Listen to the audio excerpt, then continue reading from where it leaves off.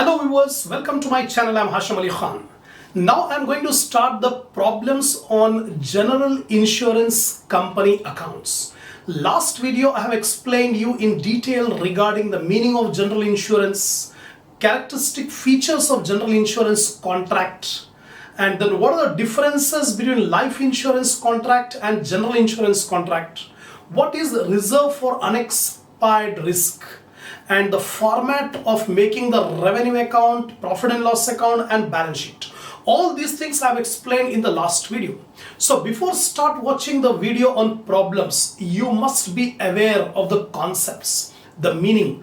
That's why I suggest you to go to the playlist of my channel, select the subject corporate accounting. In that, select the video general insurance company accounts.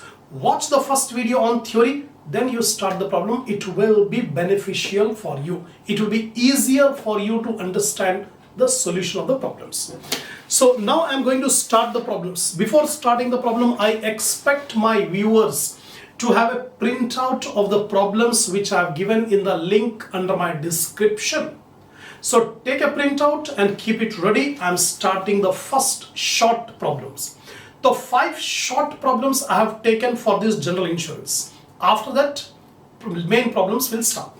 First of all, problem number 1. From the following figures, prepare schedule number 1, premium earned of a fire insurance company. Schedule number 1 is premium earned.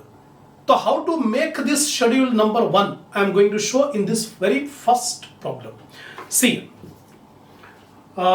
short problems, fire insurance company, schedule number 1, premium earned, rupees in thousands, amount particular. This is the format of making schedule number 1.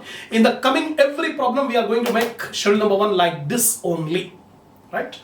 First of all, premium received. It is given premium received 1,20,000. That is a starting point. Premium received 1,20,000. To this, we add outstanding premium at the end of the year and deduct outstanding premium at the beginning of the year. Every time. Same thing what we have done in life insurance also. It is not different. The treatment in life insurance and general insurance is same. Outstanding premium end of the year should be added. Outstanding premium beginning of the year should be deducted.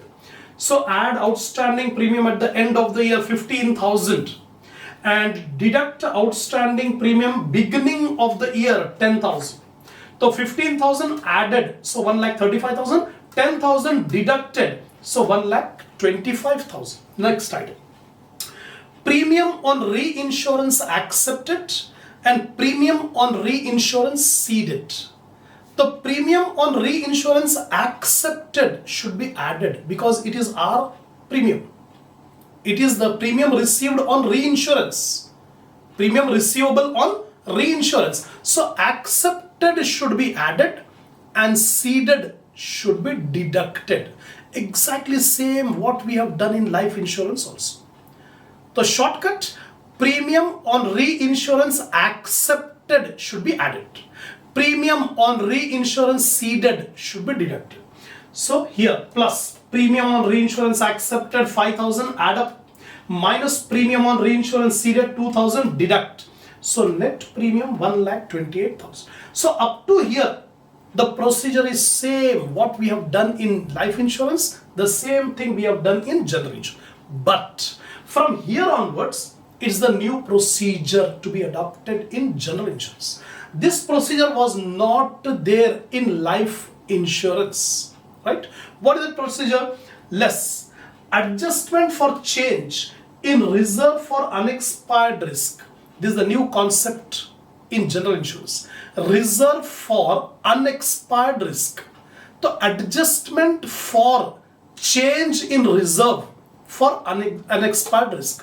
That adjustment we have to take. So what is the adjustment? End of the year we find out what is the reserve. From that deduct beginning of the reserve. Beginning of the year reserve is given in the problem. And reserve for unexpired risk at the beginning of the year 50,000. Additional reserve at the beginning of the year 10,000. So statutory reserve 50,000. Additional reserve 10,000. total 60,000 reserves are there at the beginning of the year. At the end of the year, we have to calculate. The last video I have explained you, according to IRDA, 50% of net premium, 50% of net premium should be transferred to reserve for unexpired risk, every problem.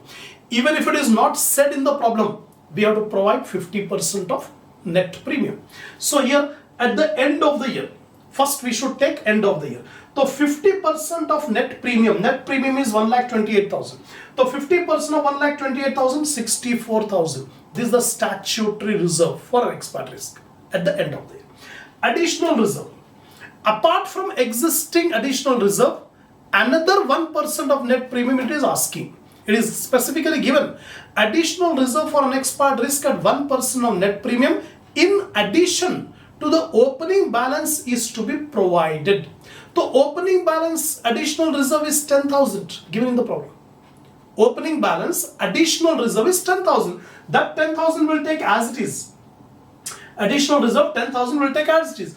Apart from that, 1% of net premium. How much is the net premium here? 1,28,000.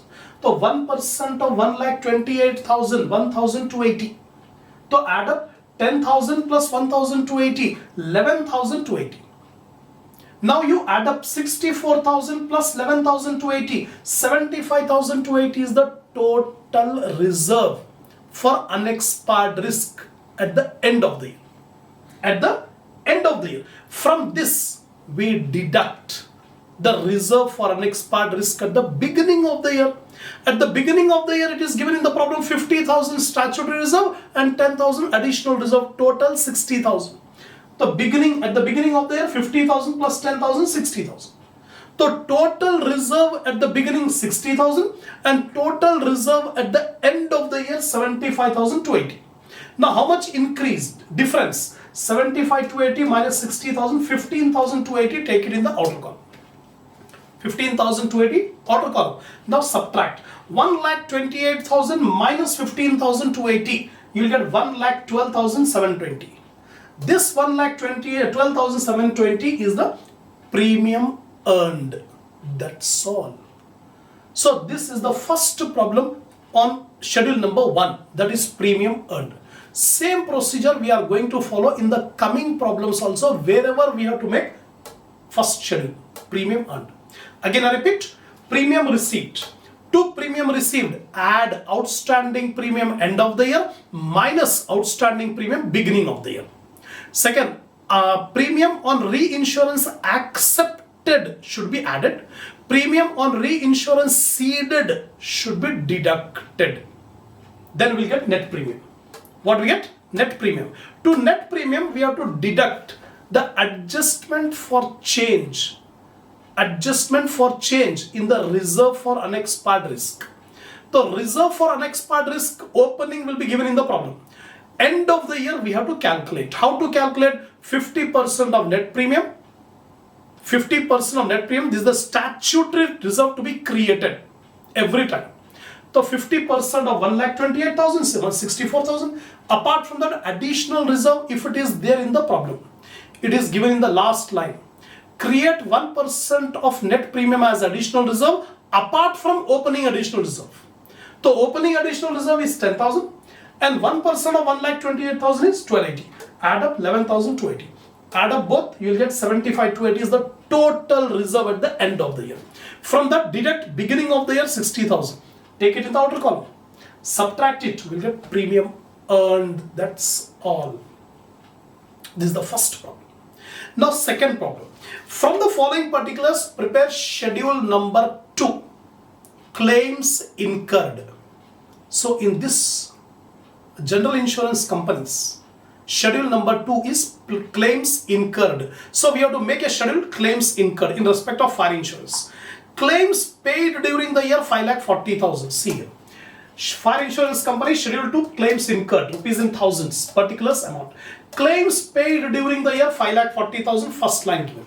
Now outstanding claim beginning of the year, outstanding claim end of the year. Exactly same what we have done in premium.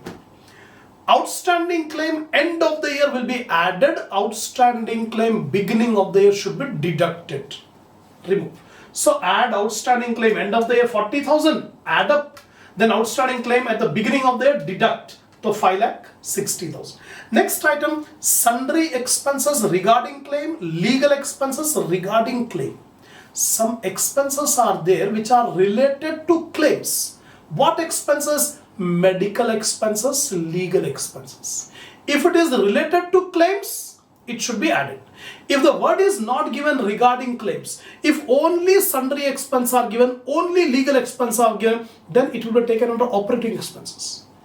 It will be taken under operating expenses. If the word is given regarding claims, so you should take it in claims. So here, sundry expenses regarding claims, add sundry expenses regarding claims. Then legal expenses regarding claims, both are added. Last item, claims covered under reinsurance. This should be deducted. Claims covered under reinsurance should be deducted. Same thing we have done in life insurance also. So claims covered under reinsurance will be deducted. So now claims incurred will be 5,67,000. The only thing you have to remember which items to be added and which items to be deducted. That's it. Now, third problem. Problem number 3. From the following particulars, ascertain the commission. Schedule number 3. First schedule, premium earned. Second schedule, claims incurred. Third schedule, commission to agents. So here, commission paid 50,000. So here, schedule number 3. This is the third problem. This is problem number 3. Problem number 3, schedule 3, commission. So commission paid is given 50,000, first item. Then commission on reinsurance accepted, commission on reinsurance ceded. Same rule what we have done in the previous problem. Commission on reinsurance accepted should be added, and commission on reinsurance ceded should be deducted. So add commission on reinsurance accepted 8,000 add up, and minus commission on reinsurance ceded 3,000 deduct. So 55,000 rupees is the total. That's all. This is schedule number 3. Problem number 3. Now problem number 4. From the following information, prepare schedule number 4. That is operating expenses. First problem, schedule number 1. Second problem, schedule number 2. Third problem, schedule number 3. Now fourth problem we are doing schedule number 4. That is operating expenses. Now schedule number 4, operating expenses, rupees in thousands, particular amount. Now what are the items? Employee remuneration and welfare benefits. Exactly same thing I have taken 20,000. Then managerial remuneration, I have taken managerial remuneration. Rent rates and taxes, here I have taken rent rates and taxes. Medical expenses, I have taken medical expenses 2,000. Now legal expense. The legal expenses are given 7,000. Legal expenses are given 7,000. In bracket it is given including regarding claims 3,000. So out of that 7,000, 3,000 rupees are legal expenses regarding claims. So that 3,000 will go to claims. Will go to schedule number 2. So 7,000 minus 3,000, only 4,000 legal expense we should take. So total legal expense paid are 7,000. Out of 7,000, 3,000 legal expenses are relating to claims. So that 3,000 should be taken in claims. So only 4,000 we should take in operating expense.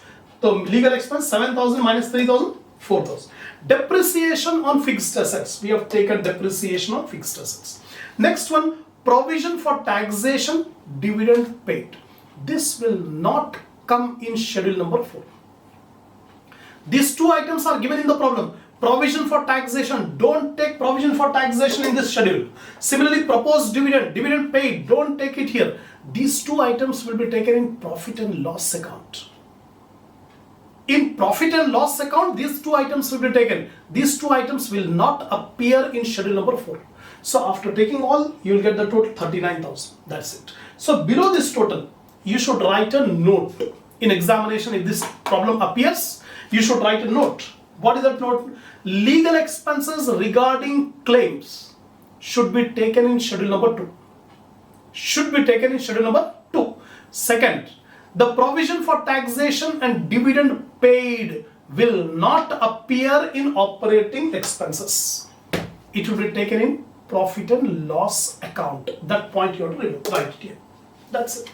So 4 problems we have completed. The last and final short problem, that is problem number 5. Only 5 short problems are there. 5th one. From the following particulars, prepare revenue account of Reliable Fire Insurance Company. Name of the company, Reliable Fire Insurance Company, revenue account for the year ended. Year is not given, so put a dash. Rupees in thousands. Particulars, schedule number, amount. So here, premium earned net 1,30,000. Directly it is given. No need to make the schedules. All the schedules are already given in the problem. Simply you have to substitute, write the values against the items. So premium earned net 1,30,000. So premium earned net 1,30,000, schedule number 1. Next comes claims incurred. Claims incurred will be taken in second schedule. Schedule number 2. So claims incurred, schedule number 2, 90,000. Then commission, schedule number 3. So commission, schedule number 3, 20,000. Then operating expenses relating to insurance business. The operating expenses related to insurance business, schedule number 4, 60,000. Then next one, other income, refund of double taxation. So other income should be taken here in income. Other income, refund of double taxation. Last item, interest, dividend and rent gross. That is income from investment. So here income from investment, interest, dividend and rent gross 10,000. Income tax thereon, this will not come in revenue account. Income tax thereon will go to balance sheet, schedule number 12. So here you should not take income tax on this interest, dividend and rent. Sometimes interest, dividend and rent net given. If it is given net, then whatever income tax thereon, that will be added to net amount. We'll get the gross amount. The gross amount is equal to net plus income tax. Net amount plus income tax. If already gross amount is given, nothing should be done. Gross amount should be taken here and income tax thereon should be ignored. It should not be taken right now. It will be taken in the balance sheet if we are required to make. Right now we are not making the balance sheet, so ignore that point. So we have taken all the points. Take the total of A, 1,55,000. These are the incomes. These are the revenue for the insurance company A. And second schedule, third schedule, fourth schedule, these are the expenses. 1,70,000 is the expenditure. Now we want to find out whether there is operating profit or operating loss. If you get positive, A minus B positive, operating profit. If A minus B you are getting negative, operating loss. So here 1,55,000 minus 1,70,000. You are getting minus 15,000. You are getting minus 15,000. So it is operating loss. Operating loss, A minus B minus 15. That's all. So in this video, I have explained you 5 problems on general insurance. And these 5 problems are short problems. In examination, you may get these in short questions. So simply, I have explained you how to make schedule number 1, schedule number 2, schedule 3, schedule 4, and lastly, how to make the revenue account of general insurance, fire insurance company. That's all. So if you think you are benefited from this video, so give a like, give your comment on these videos, share my channel in your group, in your friend circle, so that more students can watch these videos and get knowledge, increase the knowledge, enhance the knowledge, confidence on the subject. And lastly, don't forget to subscribe my channel. In the next video, I will start the main problems on general insurance company accounts.